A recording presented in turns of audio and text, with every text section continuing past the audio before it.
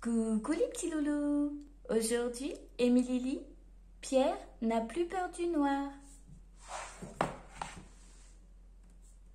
Pierre n'a plus peur du noir, car il sait que ce qui est noir ne fait pas toujours peur, ou n'est pas forcément méchant.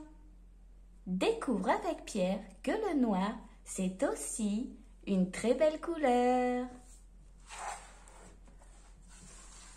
Pierre n'a plus peur du noir.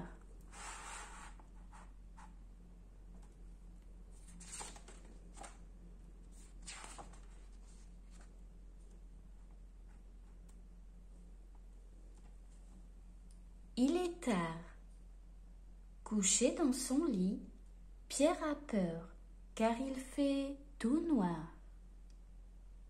Avant de partir, maman a légèrement écarté les rideaux pour laisser passer un peu de lumière.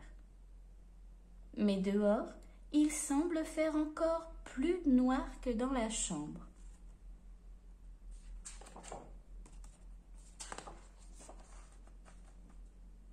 Pierre est angoissé. Dans ses livres, il a déjà vu des images de la nuit. Elle n'est pas noire, mais plutôt bleu foncé. Pourquoi dehors, ce soir, elle est toute noire? Une nuit bleue, même d'un bleu très sombre, lui ferait moins peur.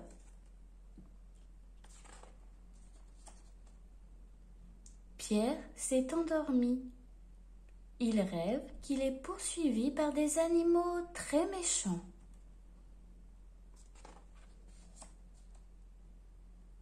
Au jardin zoologique, Pierre a déjà vu des loups dans une grande cage.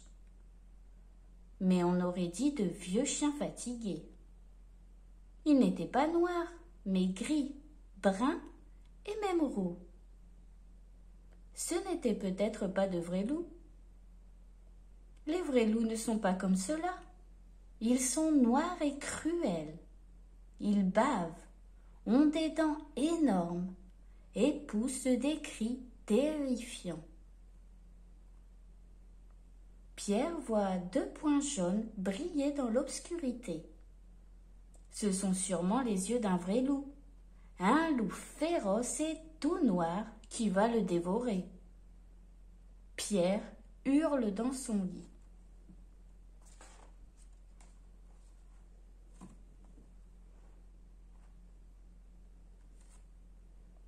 Maman est venue le consoler.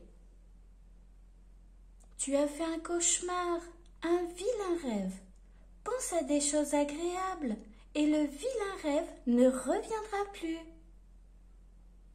Pierre songe aux jolis dessins qui sont accrochés au mur de sa classe, puis à sa boîte de peinture où il y a toutes sortes de couleurs, et même du blanc et du gris. Mais il ne se souvient pas s'il y a du noir. « Maman, je voudrais que, dans les rêves, il y ait toutes les couleurs, mais surtout pas de noir. » Maman lui répond, mais Pierre s'est déjà rendormi.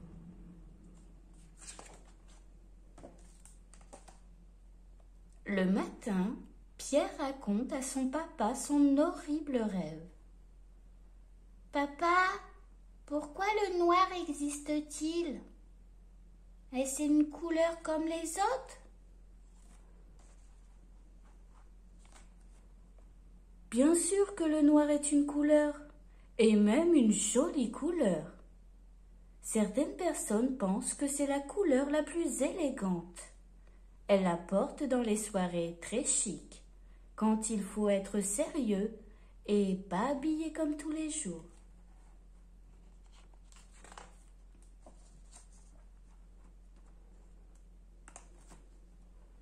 Non! S'écrie Pierre en colère, les yeux pleins de larmes. Le noir, ce n'est pas joli, et pour moi, ce n'est pas une vraie couleur.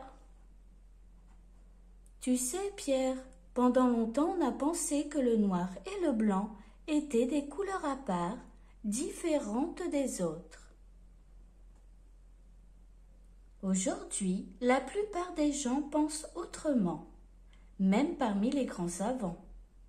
Le noir et le blanc sont des couleurs véritables, comme le rouge, le bleu, le jaune et le vert. Tous les peintres le savent bien. Ils se servent beaucoup du noir et du blanc pour peindre leurs tableaux. Pierre n'écoute plus. Il n'est pas d'accord.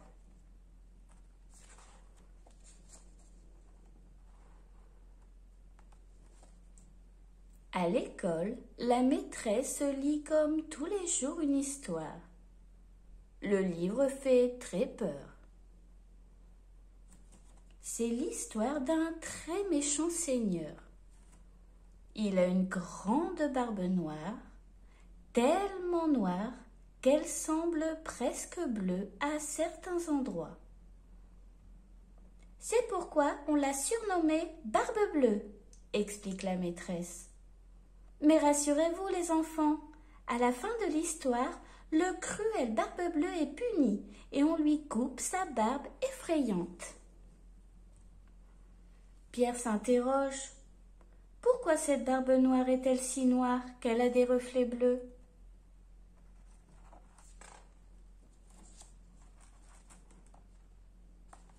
À la récréation, tous les copains s'amusent et jouent à Barbe Bleue. Pierre reste seul et ne va pas jouer avec eux. Il se pose des questions. Pourquoi ce seigneur cruel à la barbe noire s'appelle-t-il Barbe Bleue? Le bleu, c'est pour moi la plus belle des couleurs. Et c'est la couleur préférée de maman. Le bleu, ça ne peut pas être comme le noir. Ce n'est pas possible.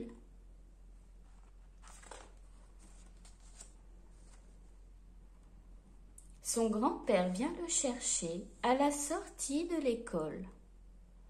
« Viens, Pierre, je t'ai apporté ton goûter. Nous allons au jardin public. » Oh, papy, un corbeau. Il a envie de manger lui aussi, tu crois? Pierre a un peu peur, car l'oiseau s'approche de plus en plus près. Il a l'air d'avoir faim. Regarde bien ses plumes et sa queue, lui montre son grand-père. Elles sont si noires et si brillantes qu'en certains endroits elles paraissent bleu foncé. Comme la barbe du méchant Barbe Bleue, s'écrie le petit garçon.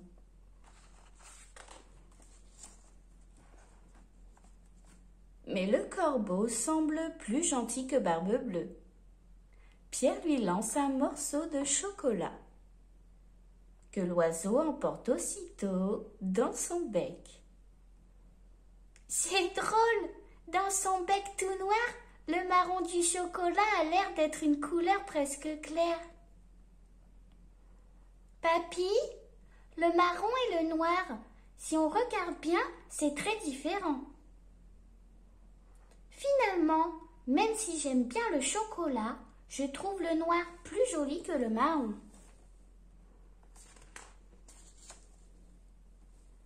C'est samedi. Papa emmène Pierre au musée, voir les tableaux du peintre Pierre Soulages.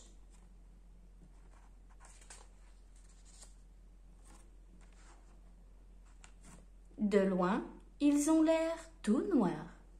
Mais, si on s'en approche, de la lumière semble jaillir de chaque tableau. Papa, quand je suis tout près, je vois plein de couleurs dans le noir. Du bleu, du blanc, du gris, parfois du doré ou du jaune. Tu as raison.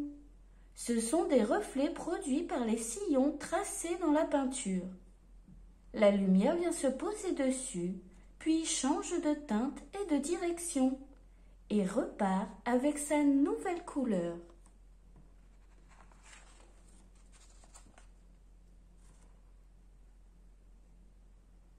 C'est très beau, comme si une petite musique colorée sortait de chacun des tableaux. Pierre voudrait passer son doigt sur la surface d'un des tableaux pour sentir les raies, les creux et les bosses. Mais il ne le fait pas, car il sait bien qu'ici, au musée, il est interdit de toucher les œuvres.